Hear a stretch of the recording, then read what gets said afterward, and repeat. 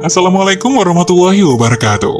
Apa kabar kalian semua? Semoga kalian baik-baik saja dan tetap diberikan kesehatan oleh Allah Subhanahu wa Ta'ala. Bantu channel kami yuk dengan cara subscribe dan tekan tombol lonceng kalian. Terima kasih, semoga kisah ini bermanfaat. Wajib tahu, jangan tinggalkan dua surat yang dicontohkan Nabi Muhammad SAW ini saat salat subuh setelah membaca Al-Fatihah. Salat subuh dikategorikan sebagai ibadah yang berat, terutama bagi orang munafik. Karena waktu pelaksanaannya berat, maka hanya orang yang imannya kuat saja yang mampu mengerjakannya. Saat mengerjakan salat subuh sama seperti salat lainnya, wajib membaca surat Al-Fatihah. Selanjutnya dianjurkan untuk membaca ayat-ayat yang ada di dalam Al-Quran. Lantas surat apa sih yang sebaiknya dibaca saat salat subuh, bahkan jangan sampai tertinggal? Berikut ulasan selengkapnya mengenai surat yang dibaca ketika salat subuh yang dibagikan melalui. Salah satu sunnah salat yakni membaca surat yang ada di dalam kitab suci Al-Quran. Baik itu surat berupa ayat pendek maupun panjang diperbolehkan dengan tetap memperhatikan bacaannya. Ayat Al-Quran yang wajib dibaca yakni surat Al-Fatihah baik dalam salat wajib maupun sunnah. Adapun surat atau ayat Al-Quran yang dibaca setelah membaca Al-Fatihah ialah bebas. Sebagai pengetahuan, Al-Quran terdiri dari 114 surat dan 6.000 lebih ayat. Jadi semuanya memiliki pilihan surat atau ayat yang melimpah untuk dibaca.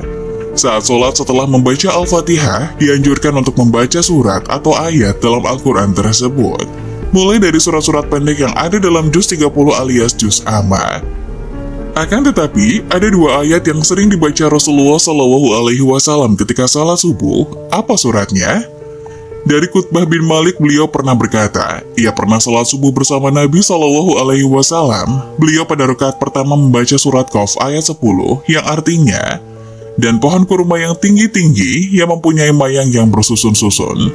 Hadis riwayat Muslim 457. Dari hadis tersebut bisa disimpulkan Rasulullah SAW di rakaat pertama pada salat subuh setelah membaca Al-Fatihah, beliau membaca surat Qaf sampai ayat ke-10 saja. Isi surat Qaf ini intinya adalah untuk memperingatkan manusia tentang kejadian mereka dan mengingatkan tentang nikmat yang diberikan kepadanya. Begitu juga peringatan tentang hari berbangkit, hari berhisab, surga, neraka, pahala, dosa, dan lain sebagainya.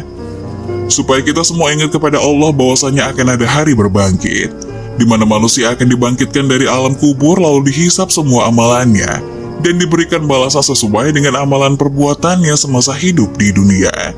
Bagi yang banyak amal baiknya akan diberikan ganjaran masuk surga. Dan bagi yang banyak amal buruknya akan dimasukkan ke neraka dengan segala siksaannya. Lalu pada rakaat kedua apa yang dibaca Rasulullah?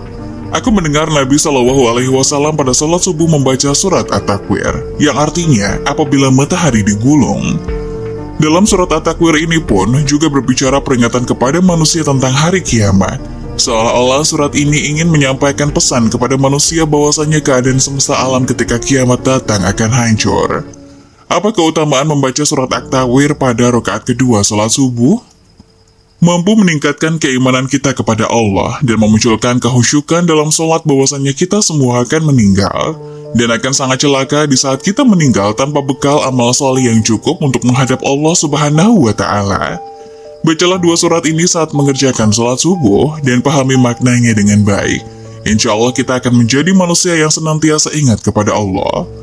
Nah, itulah dua surat yang dicontohkan Nabi Muhammad SAW saat salat subuh. Setelah membaca Al-Fatihah, ada pun 5 keutamaan salat subuh yang tepat waktu. Salah satunya menjadi sumber cahaya di hari kiamat. Masing-masing salat wajib mempunyai keutamaan tersendiri. Akan tetapi ada keutamaan istimewa di dalam salat subuh. Dikerjakan pada waktu subuh hari, membuat salat subuh memiliki nilai yang sangat tinggi dalam syariat Islam. Karena Rasulullah SAW mengetahui bahwasanya waktu sholat subuh adalah waktu yang sulit. Oleh karena itu Rasulullah SAW mengkhususkan sholat subuh yang memiliki keistimewaan dan sifat-sifat tertentu yang tidak terulang pada sholat wajibnya.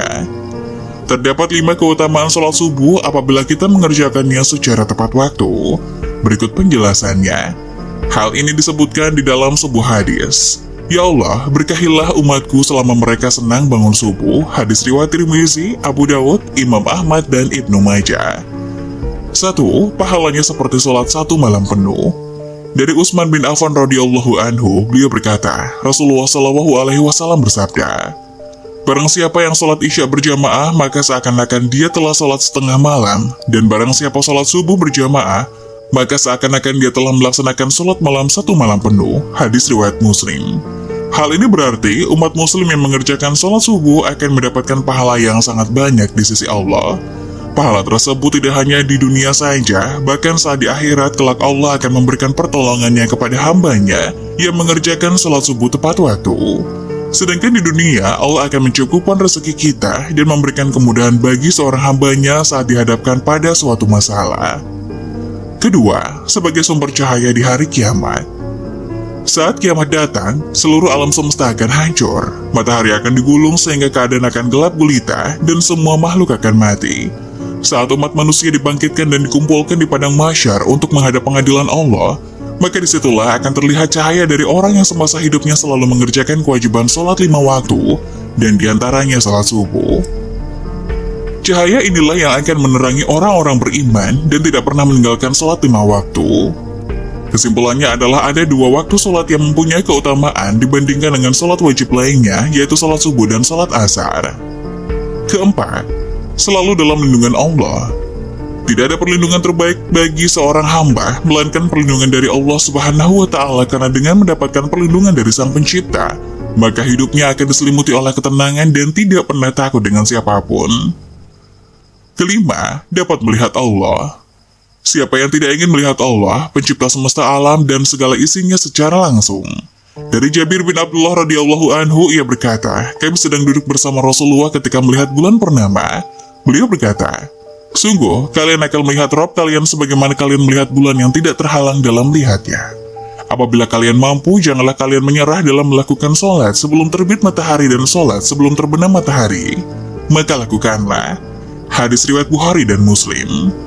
Semoga penjelasan tadi dapat memberikan hikmah dan manfaat untuk penonton semuanya. Jangan lupa like, subscribe channel ini agar tidak ketinggalan info-info bermanfaat selanjutnya. Sekian dari kami, terima kasih. Wassalamualaikum warahmatullahi wabarakatuh.